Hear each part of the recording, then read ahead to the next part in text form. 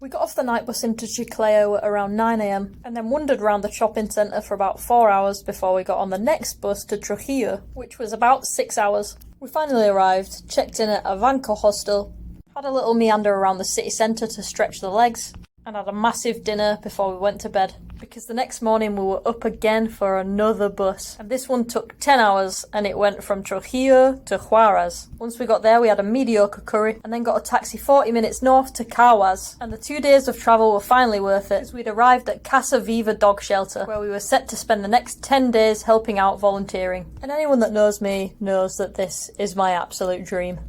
One happy gal. We'd start our days by feeding all the dogs, and once they were done with breakfast we got to let them out, and they were always happy to see us. There were 90 dogs at the shelter, and they came in all shapes and sizes. None of them were aggressive, and they were all really happy to see you, though some were happier than others. After we released them, it was time for cleaning, where we'd pick up about 40 kilos of poo a day, which wasn't easy to do when you're trying to film. Then after making sure their enclosures were poo-free, we'd give them a rinse down and a good old scrub to make sure they were really clean. Then it was time for walking. Depending on the temperament of the dogs, we could sometimes take 2 at the same time, but some, like this guy called Zeus, were absolutely mental, so we had to walk them all by themselves. And Rhea the puppy would be there alongside to make sure we were walking them correctly. One of our favourite dogs was this super skinny staffy called Tinto. He had an eating disorder and struggled to keep the weight on, and sometimes he'd get so tired during the walk that you just had to pick him up and carry him. Once all the walking was done, we'd head over and have some lunch, where the owner Keisha would cook us a lovely vegetarian dish and we'd sit down as a big team and eat. Once we were finished with the delicious food, we'd head back into the dogs, where we had all the time we wanted to stroke them, play with them and give them the much needed company they deserved. Most of the residents of Casa Viva are still waiting to find a home, whilst a few of the lucky ones were being adopted by former volunteers in Europe. In the evenings we had the opportunity to take some of the dogs back with us to our accommodation, which gave them a well-deserved break from life in the shelter and gave us lots of entertainment and a free roommate for the night. We bunked with Lexi, queen of the dog shelter, who decided to take up most of the bed for the night she stayed with us. Rhea, a very cute but very bitey puppy, who had unlimited amounts of energy. Kusi, who joined the centre halfway through our visit and was too nervous to eat or sleep, so we had her for 3 nights. And Kia, a girl who kept getting into fights at the shelter, although she did cause most of the fights herself. And they all slept like angels at the end of our bed.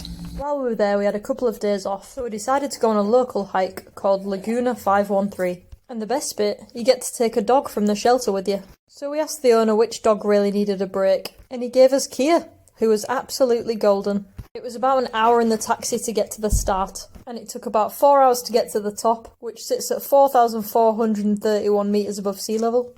And then it took about 2.5 to get back down again. And once again, this kind of altitude is no joke. So on the way up I wasn't really taking in any of the views, just focusing more on trying to breathe, and feeding Kia snacks. But once we reached the top, I really got to take it all in, and it was ridiculously stunning. I don't actually think we've been anywhere like this before, with such a turquoise glacial lake underneath the peak. And what made it better was that we barely saw anyone else on the hike, so it really felt like we had the place to ourselves. All in all, a top dog and a top day out, and Kia is available for adoption, along with all the other dogs in Casa Viva, and I'll attach a link below. On another day off, we took a trip into the town of Carhuaz, one of the most unpleasant sounding vehicles we'd used on the trip so far. We had a relaxing walk around the square and got ourselves some pastries and some ice creams. Then we went and picked up some essential goods at one of the nearby supermarkets. In one of the evenings we also had a pizza night. All the ingredients were organic and locally grown, which made for some fantastic pizzas.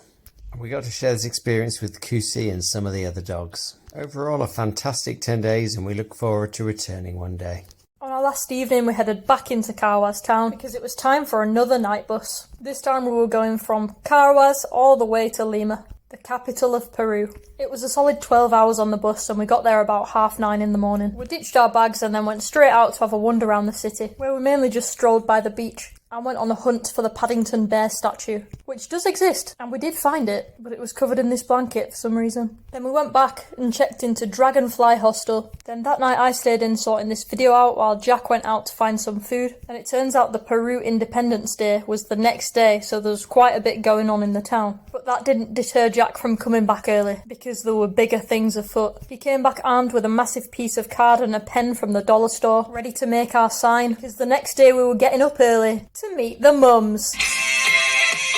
Mums on tour. Mums on tour. We got to the airport bright and early, made our way to the front of the crowd at arrivals, and after an emotional reunion and 5 months worth of hugs, we got in a taxi and headed back towards Lima city centre. And boy did they bring the goods. These are the best shoes ever.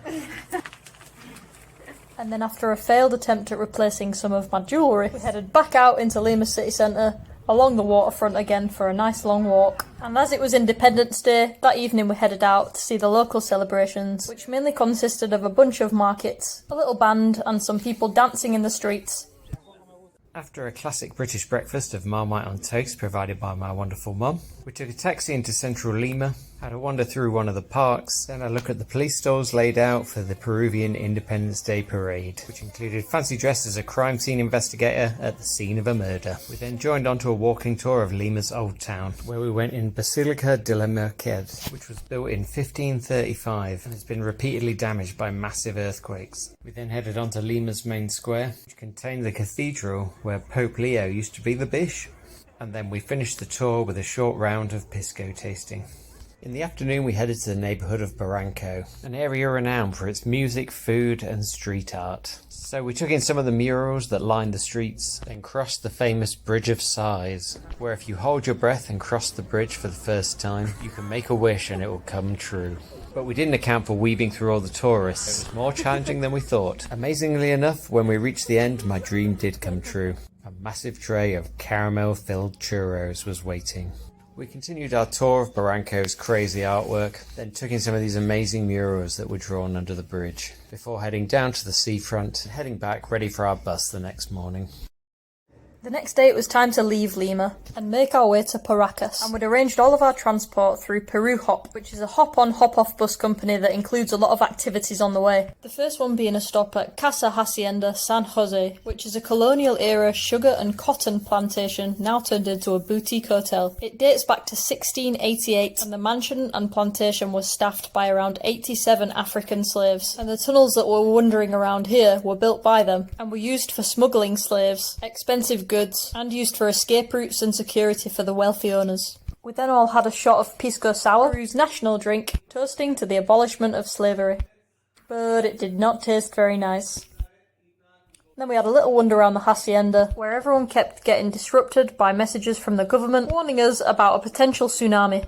But anyway, we ignored that and had a gander at the on-site church before getting back on the bus and heading to Paracas, a little fishing town on the coast of Peru. We got there around 1:30 in the afternoon and checked straight into Paracas Backpackers House. And then at around 3:30 we went on a tour called the Golden Shadows Trek. We took a very bumpy bus for about 40 minutes deep into the Paracas National Reserve, which was basically just a desert next to the sea. And I'm not sure what I expected before I came to Peru, but that wasn't on my bingo card. We took a short walk to the top of one of the hills, where as the sun was setting, the shadows were growing bigger, and the views were getting even better. Well, some. And then we stayed to watch the full sunset before getting back on the bumpy bus, and then getting some scran before bed.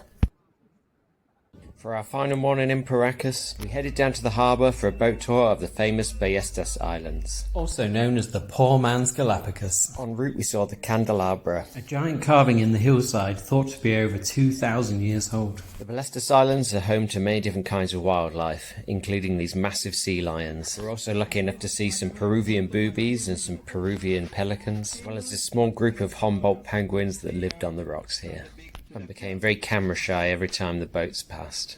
The island was also full of these massive caves, which were big enough for the boat to get in. So we sailed in to take a look at some of the nesting birds and the insane natural arches that had been created by the sea. And on the way out we saw this large group of sea lions just sleeping on the rocks and taking in the midday sun. We then headed back to the town of Paracas, where we had a free afternoon, so I got on with some uni work while everyone else relaxed in the sun. Although from the weather in these videos you'd probably think we were on a boat trip in Whitby. In the evening we went down to the beach to watch the sunset. Then sat and had a delicious Peruvian meal, a restaurant overlooking the sea. Then we finished the night with a game of Monopoly Deal and a game of Pooh Head. I'll sit there.